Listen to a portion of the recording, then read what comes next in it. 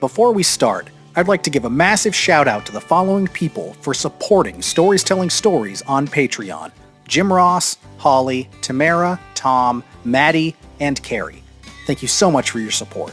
If you'd like to help grow the show and hear your name listed before future episodes, head on over to patreon.com/storiestellingstories. In 1842, transcendent author of Romanticism and godfather of American horror, Edgar Allan Poe, released The Masque of the Red Death, a short story that follows prominent fictional character Prince Prospero and his lengthy attempts to avoid a dangerous plague known as the Red Death by hiding in his abbey. He, along with many other wealthy nobles, hosts a masquerade ball in 7 rooms of the abbey, each decorated with a different color. In the midst of their revelry, a mysterious figure disguised as a death victim enters and makes his way through each of the rooms. The story has been a ripe source of interpretation and exploration in the years since it was published, with movies, TV shows, novels, and even other stories based in little or large part on the elements that Poe presented in the original piece, sharing their own vision for the mystic and disconnected world in which Prince Prospero resides. Allegory. At the date of publication for this episode, October 6th, 2020, the globe is still mired in the depths of the COVID-19 pandemic. The American president, Donald Trump, himself the world's largest driver of coronavirus misinformation, as per a study released by Cornell University, has just walked out of the Walter Reed Medical Center where he was dosed with a mysterious cocktail of therapeutics after he and his wife tested positive for the virus just days before. Based on his cavalier attitude towards the virus, it's no surprise he eventually contracted it. And in the coming days, it has been revealed that an abundance of White House staff, security, and individuals who attended unmasked events have also come down with the virus. Prince Prospero, in his auspicious castle, built walls and barriers to separate himself and his chosen elite from the common people, to party and drink and commune without fear. But the Red Death found an entrance. Whether by deliberate sabotage or a false sense of security and undiagnosed infection from an asymptomatic individual, we may never know. This invisible enemy, this great disease, pandemic, one that should not be feared, and yet can seemingly be quelled, or at least comforted, by access to a team of doctors and experimental medication that no insurance company would dream of paying for. It's so simple. It's not a bad virus. I'm wincing in pain with each breath as I stand aside the White House doors, but after only 3 days and a cocktail of steroids, narcotics, and antivirals, here I am. A hero. A beacon of hope for all who contract this condition. One that should not be feared, nay, I dare say I am better now for having had it. Stronger. Faster. 20 years younger. And better able to lead and serve with my first-hand knowledge of the true effects of this disease. The prince retreats to his castle, with all the pomp and circumstance of a high school prom, all but certain of himself and his decision.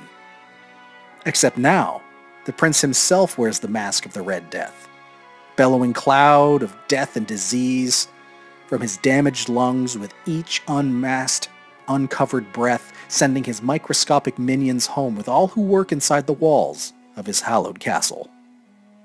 Now I am become death, destroyer of worlds. This is Masque of the Red Death by Edgar Allan Poe.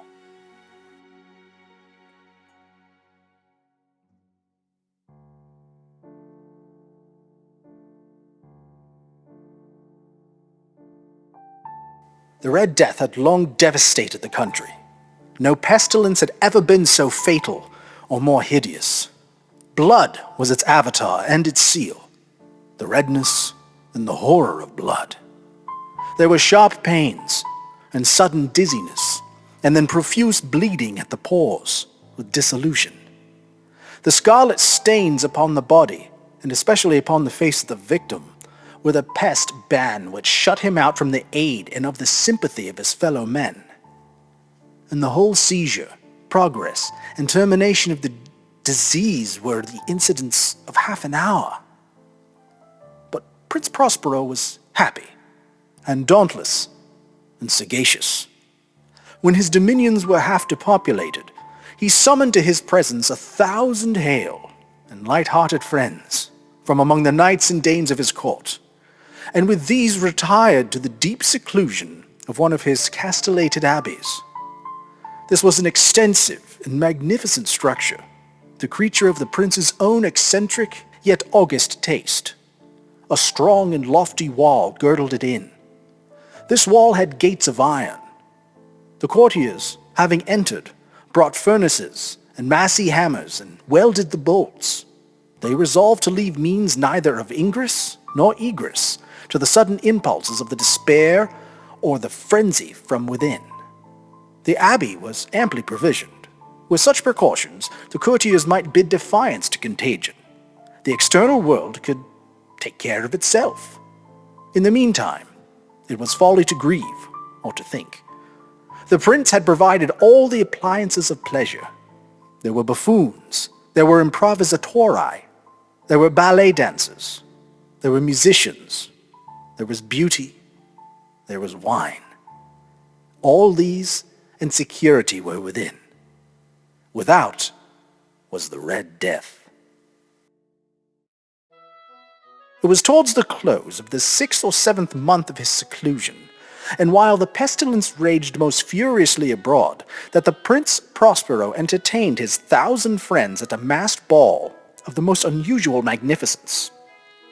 It was a voluptuous scene, that masquerade. But first let me tell you of the rooms in which it was held. There were 7, an imperial suite.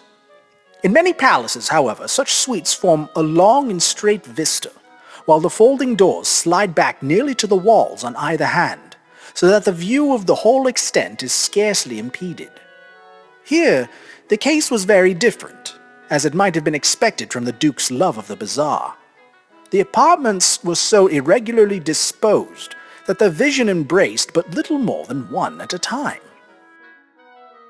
There was a sharp turn at every 20 or 30 yards, and at each turn a novel effect. To the right and left, in the middle of each wall, a tall and narrow Gothic window looked out upon a closed corridor, which pursued the windings of the suite. These windows were of stained glass, whose color varied in accordance with the prevailing hue of the decorations of the chamber into which it opened. That at the eastern extremity was hung, for example, in blue, and vividly blue were its windows. The second chamber was purple in its ornamentations and tapestries, and here the panes were purple. The third was green throughout, and so were the casements. The fourth was furnished and lighted with orange, the fifth with white, the sixth with violet. The seventh apartment was closely shrouded in black velvet tapestries that hung all over the ceiling and down the walls, falling in heavy folds upon a carpet of the same material and hue. But in this chamber only, the color of the windows failed to correspond with the decorations. The panes here were scarlet, a deep blood color. Now, in no one of the 7 apartments was there any lamp or candelabrum, amid the profusion of golden ornaments that lay scattered to and fro or depended from the roof. There was no light of any kind emanating from lamp or candle within the suite of chambers. But in the corridors that followed the suite, there stood, opposite to each window, a heavy tripod bearing a brazier of fire that projected its rays through the tinted glass and so glaringly illumined the room. And thus were produced a multitude of gaudy and fantastic appearances. But in the western or black chamber, the effect of the firelight that streamed upon the dark hangings through the blood-tinted panes was ghastly in the extreme, and produced so wild a look upon the countenance of those who entered that there were few of the company bold enough to set foot within its precincts at all. It was in this apartment also that there stood against the western wall a gigantic clock of ebony. Its pendulum swung to and fro with a dull, heavy, monotonous clang, and when the minute hand made the circuit of the face and the hour was to be stricken, there came from the brazen lungs of the clock a sound which was clear and loud and deep and exceedingly musical, but of so peculiar a note and emphasis that at each lapse of an hour the musicians of the orchestra were constrained to pause, momentarily in their performance, to hearken to the sound, and thus the waltzers perforce ceased their evolutions, and there was a brief disconcert of the whole gay company. And while the chimes of the clock yet rang, it was observed that the giddiest grew pale, and the more aged and sedate passed their hands over their brows as if in confused reverie or meditation. But when the echoes had fully ceased, a light laughter at once pervaded the assembly. The musicians looked at each other and smiled, as if at their own nervousness and folly, and made whispering vows, each to each other, that the next chiming of the clock should produce in them no similar emotion. And then, after the lapse of 60 minutes, which embrace 3,600 seconds of the time that flies, there came yet another chiming of the clock, and there were the same disconcerts and tremulousness and meditation as before. But in spite of these things, it was a gay and magnificent revel. The tastes of the Duke were peculiar. He had a fine eye for colors and effects. He disregarded the decor of mere fashion. His plans were bold and fiery, and his conceptions glowed with barbaric luster. There are some who would have thought him mad. His followers felt that he was not. It was necessary to hear and see and touch him to be sure that he was not. He had directed, in great part, the movable embellishments of the 7 chambers, upon occasion of this great feat, and it was his own guiding taste that had given character to the masqueraders. Be sure they were grotesque. There were much glare and glitter and piquancy and phantasm, much of what had been since seen in Hernani. There were arabesque figures with unsuited limbs and appointments. There were delirious fancies such as the madman fashions. There were much of the beautiful, much of the wanton, much of the bizarre, and something of the terrible, and not a little of that which might have excited disgust. To and fro in the 7 chambers there stalked, in fact, a multitude of dreams. And these, the dreams, writhed in and about, taking hue from the rooms, and causing the wild music of the orchestra to seem at the echo of their steps. And anon there strikes the ebony clock, which stands in the hall of the velvet. And then, for a moment, all is still, and all is silent save the voice of the clock. The dreams are stiff frozen as they stand, but the echoes of the chime die away. They have endured but an instant, and a light, half-subdued laughter floats about them as they depart.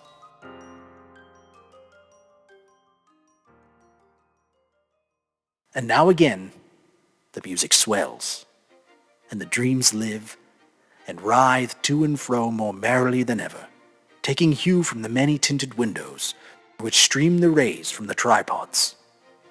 But to the chamber which lies most westwardly to the 7, there are now none of the maskers who venture, for the night is waning away, and there flows a ruddier light through the blood-colored panes, and the blackness of the sable drapery appalls. And to him whose foot falls upon the sable carpet, there comes from the near clock of ebony a muffled peal more solemnly emphatic than any which reaches their ears, who indulged in the more remote gaieties of the other apartments. But these other apartments were densely crowded, and in them beat feverishly the heart of life. And the revel went on, whirlingly on, until at length there commenced the sounding of midnight upon the clock. And then the music ceased, as I have told, and the evolutions of the waltzes were quieted, and there was an uneasy cessation of all things as before.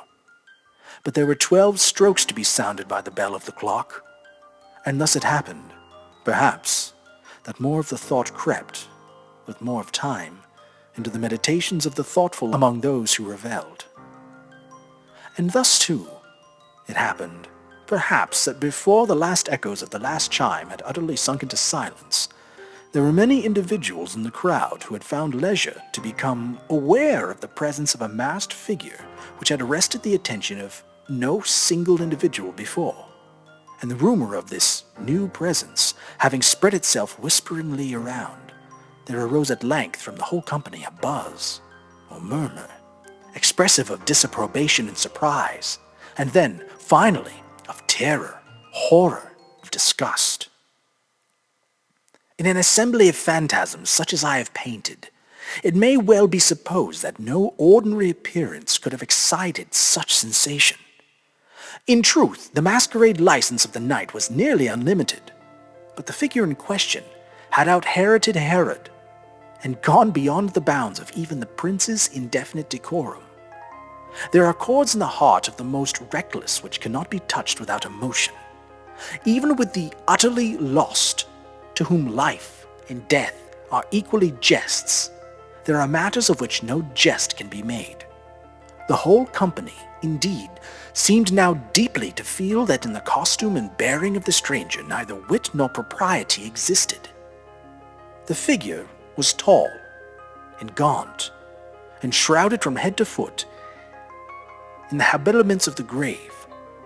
The mask, which concealed the visage, was made so nearly to the resemblance of countenance of a stiffened corpse that the closest scrutiny must have had difficulty in detecting the cheat. And yet all this might have been endured, if not approved, by the mad revelers around. But the murmur had gone so far as to assume the type of the Red Death. His vesture was dabbled in blood, and his broad brow, with all the features of the face, was besprinkled with a scarlet horror.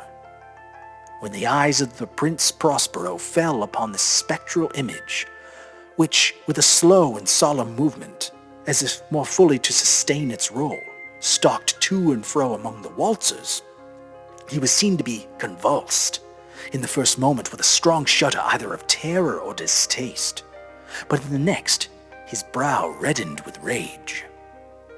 "Who dares?" he demanded, hoarsely of the courtiers who stood near him.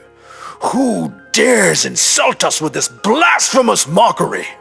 Seize him and unmask him, that we may know whom we have to hang at sunrise from the battlements."